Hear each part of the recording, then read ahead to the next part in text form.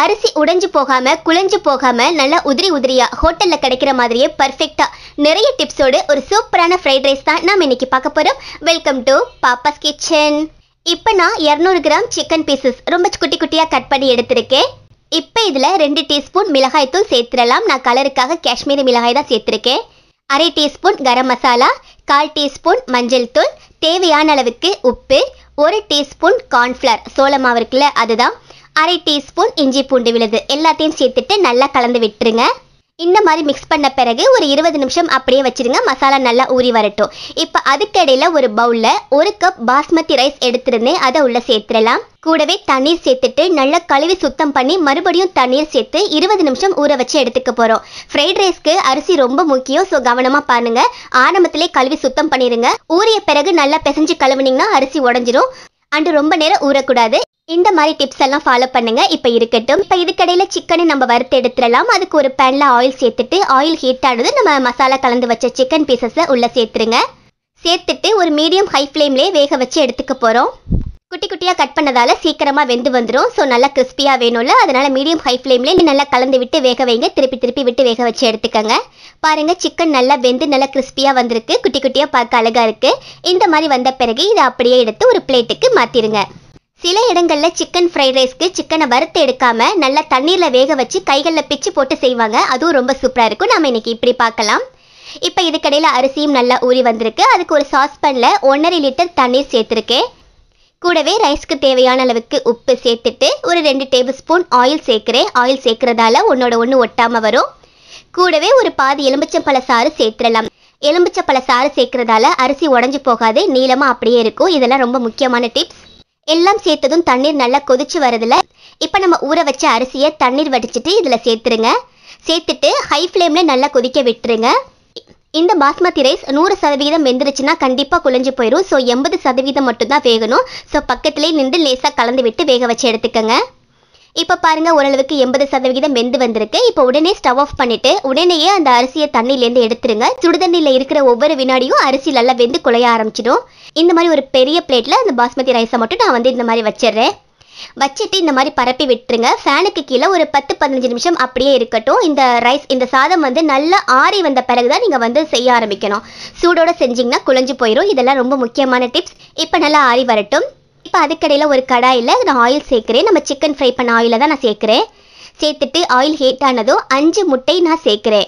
இல்லை நீங்கள் 2, 3 இந்த மாதிரி உங்களுக்கு விருப்பத்துக்கு தகுந்த மாதிரி முட்டையோட அளவை குறைவாக கூட நீங்கள் சேர்த்துக்கலாம். சேர்த்துட்டு தேவையான அளவுக்கு உப்பு, 1/4 டீஸ்பூன் மிளகுத்தூள் சேர்த்து நல்லா வரட்டி எடுத்துருங்க. இந்த மாதிரி கைவிடாமல் ஒரு மீடியம் ஃப்ளேமில் வச்சு கலந்து விட்டிங்கன்னா முட்டை குட்டி குட்டியாக நல்லா வெந்து வந்துடும். ஸோ இந்த மாதிரி நல்லா வரட்டி எடுத்துருங்க. இப்போ பாருங்கள், முட்டை நல்லா வெந்து வந்துருச்சு. இந்த மாதிரி வந்த பிறகு இதை ஒரு பவுலுக்கு மாற்றிடலாம். எல்லாத்தையும் எடுத்தாச்சு. இப்போ இதை தனியாக வச்சுருங்க. இப்போ அதே கடாயில் மறுபடியும் கொஞ்சம் ஆயில் சேர்த்துறேன். நம்ம சிக்கன் ஃப்ரை பண்ண ஆயிலை தான் நான் இதுலேயும் சேர்க்குறேன். சேர்த்துட்டு ஆயில் ஹீட் ஆனதும் ஒரு 3 பூண்டு பற்களை லேசாக கட் பண்ணிவிட்டு சேர்த்துட்டு நல்லா கலந்து விட்டுருங்க. பூண்டுடைய வாசம் ஃப்ரைட் ரைஸ்க்கு ரொம்ப முக்கியம். லேசாக கலந்து விட்ட பிறகு இப்போ இதில் காய்கறிகள் சேர்க்கலாம். ஒரு கேரட்டை பொடியாக கட் பண்ணிவிட்டு சேர்க்குறேன். அண்ட் பொடியாக கட் பண்ண பாதி கேப்சிகமும் நீளமாக கட் பண்ண கேப்சிகமும் நான் சேர்க்குறேன். நீங்கள் கலரான குடைமிளகாய் கூட சேர்த்துக்கலாம்.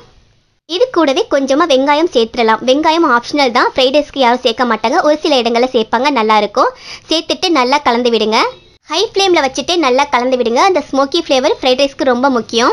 இப்போ இந்த காய்கறிகள் நிறம் மாறாமல் இருக்கிறதுக்காகவும் டேஸ்ட்டுக்காகவும் ஒரு டீஸ்பூன் சுகர் சேர்த்துடலாம். கூடவே இந்த காய்கறிகளுக்கு தேவையான அளவுக்கு உப்பும் சேர்த்துட்டு கலந்து விடுங்க. நான் ஏற்கனவே சொன்ன மாதிரி காய்கறிகள் எதுவும் சேர்க்காம சிக்கன் முட்டை மட்டும் கூட நீங்கள் சேர்த்து செய்யலாம். நான் இன்னைக்கு 3மே சேர்த்து செஞ்சுருக்கேன். இது சாப்பிட ரொம்ப டேஸ்ட்டாக இருக்கும். ஹை ஃப்ளேம்லேயே ஒரு 5 நிமிஷம் நல்லா கலந்து விட்டுருங்க. காய்கறி சாஃப்டாக வேகக்கூடாது, நல்லா கிரன்ச்சியாக கிறிஸ்பாக இருக்கிற மாதிரி தான் இருக்கணும்.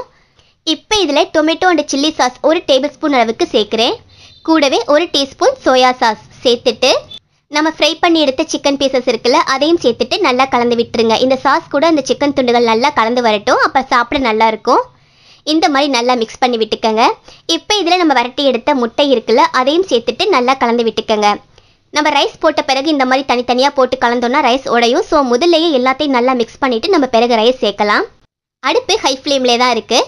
இந்த மாதிரி எல்லாம் கலந்து வந்த பிறகு நம்ம ரைஸ் பாஸ்மதி ரைஸ் வேக வச்சு எடுத்துருந்தோம்ல அதை இந்த மாதிரி கொஞ்சம் கொஞ்சமாக சேர்த்துட்டு மெதுவாக கலந்து விடுங்க. பாருங்கள், நல்லா உதிரி உதிரியாக இருக்குது. நல்லா ஆறி வந்த பிறகு சேர்க்கணும். நான் ஆரம்பத்தில் சொன்ன மாதிரி இந்த மாதிரி மெதுவாக சேர்த்துட்டு கலந்து விட்டுட்டு மறுபடியும் மேலே கொஞ்சம் சேர்த்து கலந்து விட்டுக்க போகிறோம். ஒரு மொத்தமாக சேர்த்து ரொம்ப கலந்தீங்கன்னா அரிசி உடஞ்சிரும். இந்த மாதிரி மெதுவாக அடியில் கரண்டியை விட்டு கலந்து விடுங்க. இப்போ கடைசியாக மேலே கொஞ்சம் மிளகுத்தூள் சேர்த்துட்டு நல்லா மிக்ஸ் பண்ணி விட்டுருங்க. பாருங்க, இந்த மாதிரி கரண்டியை அடியில் விட்டு இந்த மாதிரி கலந்து விடணும். அப்போ தான் அரிசி உடையாது. பாருங்க, இவ்வளோ உதிரியாக சூப்பராக ரெடி ஆயிருக்கு. நல்ல கலர்ஃபுல்லான நம்மளுடைய சூப்பரான சிக்கன் ஃப்ரைட் ரைஸ். நான் ஏற்கனவே சொன்ன மாதிரி சிக்கன் மட்டும் நிறைய சேர்த்து நீங்கள் செய்யலாம், அல்லது கொஞ்சமாக முட்டை சேர்த்துக்கலாம், கொஞ்சம் வெஜிடபிள் சேர்த்துக்கலாம், ஏதாவது ஒன்று மட்டும் கூட எக்ஸ்ட்ரா நீங்கள் சேர்த்து செய்யலாம். நான் இன்னைக்கு 3மே சேர்த்து செஞ்சுருக்கேன். சாப்பிட ரொம்ப டேஸ்ட்டாக இருக்கும். அது இந்த கேப்சிகம் என்னுடைய ஆல் டைம் ஃபேவரேட். பாருங்க, இந்த மாதிரி சூப்பராக உதிரியாக வந்திருக்கு. அரிசி உடைஞ்சு போகாமல் குழஞ்சு போகாமல் பர்ஃபெக்டாக வந்திருக்கு பாருங்க. இப்போ ஸ்டவ் ஆஃப் பண்ணிட்டு சர்வ் பண்ணலாம். அவ்வளோதான், நம்மளுடைய சூப்பரான சிக்கன் ஃப்ரைட் ரைஸ் நல்லா சுட சுட சூப்பராக ரெடி ஆயிருச்சு. அப்படியே ஹோட்டலில் சாப்பிட்ற அதே டேஸ்ட்டில் இருந்தது. வீட்டிலே நம்ம ஸ்பெஷலாக செஞ்சதால் இன்னும் அதிகமாக டேஸ்ட்டாகவே இருந்தது. எல்லோருக்குமே ரொம்ப பிடிக்கும். உங்களுக்கு சாஸ் வேணான்னா நீங்கள் சாஸ் மட்டும் ஸ்கிப் பண்ணிக்கலாம். மற்றபடி எல்லாமே ரொம்ப ஹெல்த்தியான ஒரு ரெசிபி தான் அது. இனி ஃப்ரைட் ரைஸ் சாப்பிட ஹோட்டலுக்கெல்லாம் போக வேணாம், வீட்டிலேயே இனி ரொம்ப சூப்பராக மிஸ் பண்ணாமல் நீங்கள் இதே மெத்தடில் இந்த சுலபமான சிக்கன் ஃப்ரைட் ரைஸ் வீட்டில் செஞ்சு பாருங்கள். நாளைக்கு ஒரு இன்ட்ரெஸ்டிங்கான ரெசிபியில் மீட் பண்ணலாம். தேங்க்யூ.